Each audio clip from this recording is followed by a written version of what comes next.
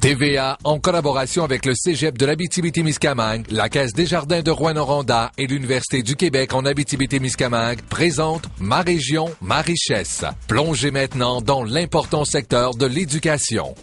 Continuum en lecture. Notre-Dame du Sacré-Cœur de la Haute. Le début avec le continuum, c'était de faire des petits pas, c'est-à-dire des petites expertises. On commençait avec un livre, on parlait de l'auteur. Il y en a qui la connaissent ici, comme écrivaine, et vous me dites tout à l'heure que vous aimiez ces livres. Pourquoi? Là. On parlait de l'année, on parlait on amenait des hypothèses, faire des hypothèses aux enfants. Au fur et à mesure, on ajoutait des éléments. Donc, par la suite, on pouvait aller plus loin dans le questionnement. C'est très important d'écouter les réponses des enfants parce qu'ils nous amènent plein de pistes qui sont très différentes. C'est un plus, ça leur montre à varier leurs interventions. Tantôt, vous avez vu une lecture interactive.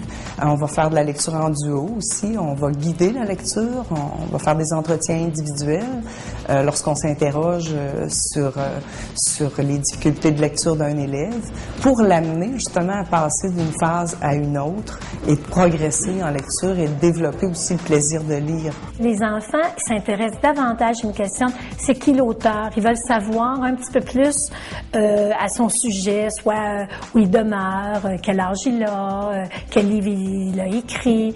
Ils demandent en quelle année ça a été fait et c'est eux là qui me posent les questions. Donc, je me dis, ça amène de l'intérêt, ça éveille davantage une diversité au niveau des livres.